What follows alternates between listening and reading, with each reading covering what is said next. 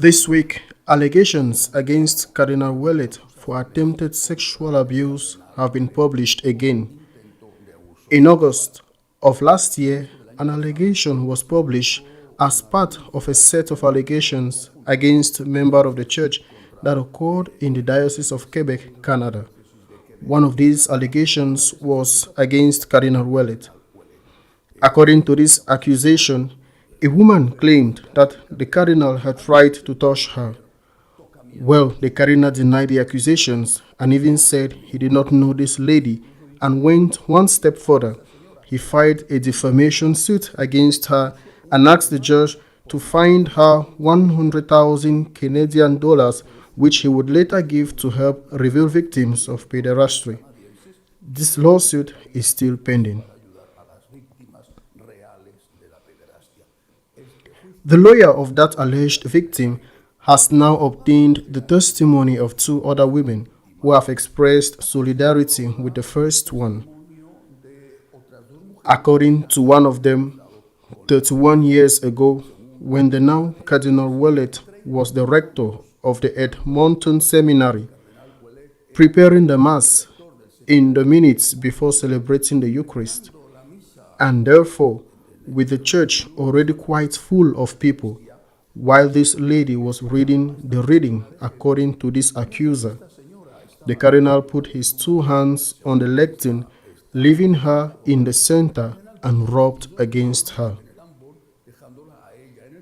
Can anyone really think that in front of people about to start a Mass, 5 or 10 minutes before the start of a Mass, in front of people, 200, 500, 400 people, anyone, not Cardinal Ouellet, anyone can do that in front of anybody?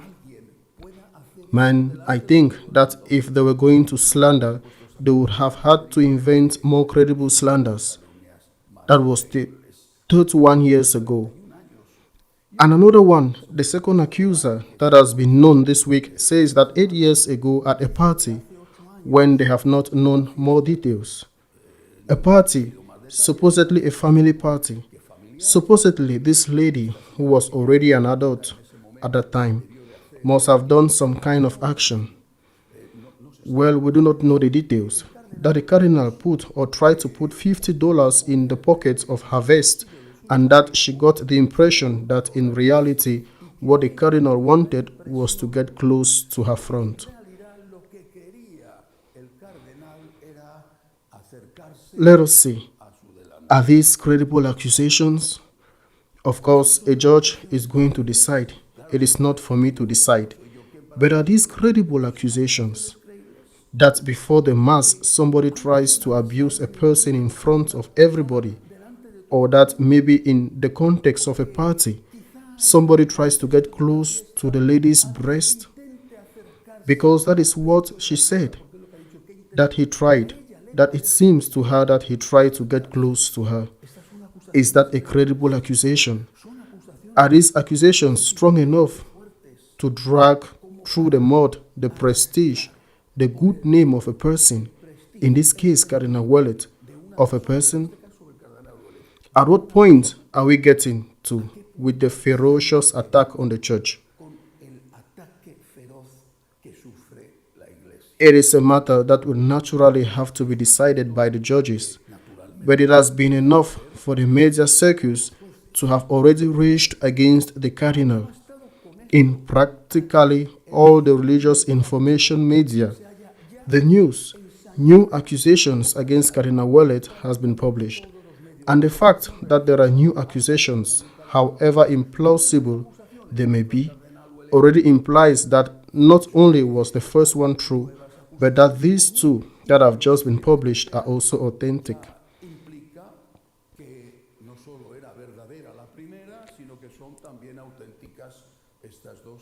Even if in months or years the cardinal is totally exonerated, the damage has already been done.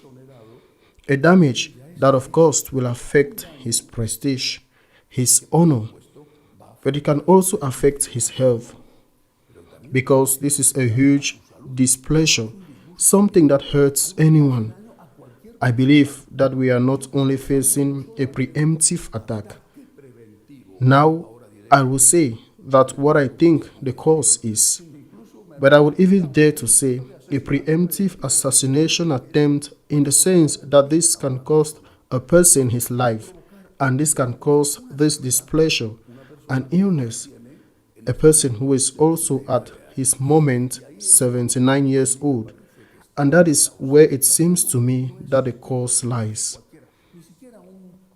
Cardinal Wallet is not just any character, not even a distinguished member of the Catholic hierarchy who has held important positions, such as prefect of the Congregation for Bishops. Cardinal Wallet was the third man in the conclave, in which the first and second were Ratzinger and Bergoglio, and in the following conclave, in which the first was Bergoglio and the second was Scola, he was the third man. In this moment of confusion in the church, although Wallet, who has just turned 79, is already close, he is 1 year away from not being able to enter the conclave. If that were to happen, he could still enter. It is not unreasonable to think that an adult person could be elected, another person who foreseeably has little time ahead of him because of his age, and that perhaps it could mean a pause to later rethink who has to be a younger successor. This must already have seemed so to someone who has attacked Wallet again without caring about the moral and even physical damage he could inflict on him. It is exactly the same technique that was used against Cardinal Pell. That accusations appear from different sources, and that these accusations, even if they are ridiculous and absurd, that of Pell was absurd. In a sacristy just after Mass, in the sacristy of the cathedral, which is a place where everyone enters and leaves, that Cardinal Pell tried to abuse an altar boy. It didn't matter. Absurd accusations also began to be published, that a boy said that the cardinal threw him into the pool, and that when he threw him, he touched him. Accusations began to be published from different places, which gave credibility to the whole of these accusations. They are trying to take Cardinal Wallet down. Now, is this the only case? Also this week it came out that an adult male has filed a complaint against the Bishop of La Rochelle in France, and that according to him, the bishop was giving him a message, and all of a sudden, he only had his shirt off, and all of a sudden, while he was on his stomach, he took off his pants. Like anyone's pants are suddenly taken off, and he suddenly realized that he was touching his buttocks. So you are on your stomach and your pants are taken off and you do not notice? Well, there was enough for the Bishop of La Rochelle to present his temporary resignation to the Pope, saying that for the good of the diocese, he was stepping down from governing that diocese until this was clarified. I believe that Monsignor Colombe acted correctly, but this situation is an injustice. If there is a sentence, of course, action must be taken against the guilty party, although he will have the right, like any other culprit, to the various appeals. If there is a sentence, action must be taken. But are priests, bishops, and cardinals not human beings? Do they not have the right, or do we not have the right to the presumption of innocence? Moreover, it is evident in these cases, at least in the case of Cardinal Wallet, it seems evident to me that another motive is being sought, to discredit a person in order to remove him from the race, even if he did not want it, from the race to succeed the current pontiff. It is evident that they are going against him. It seems to me that it is evident for that reason. It is a preemptive attack crime. But isn't the church somehow complicit in this kind of accusation? A few months ago, there was a sociological study among American priests in the United States, And one of the things they said was that they felt forsaken by their bishops. They said, why? Because any accusation, however ridiculous, however unbelievable, was enough for these priests to be immediately removed from the exercise of their functions until after a time, whenever it was, the case had been clarified. Monsignor Colombe, the Bishop of La Rochelle, will be able, even if the case is clarified, to return to govern his diocese. What happened to the Cardinal of Lyon? The case was indeed clarified.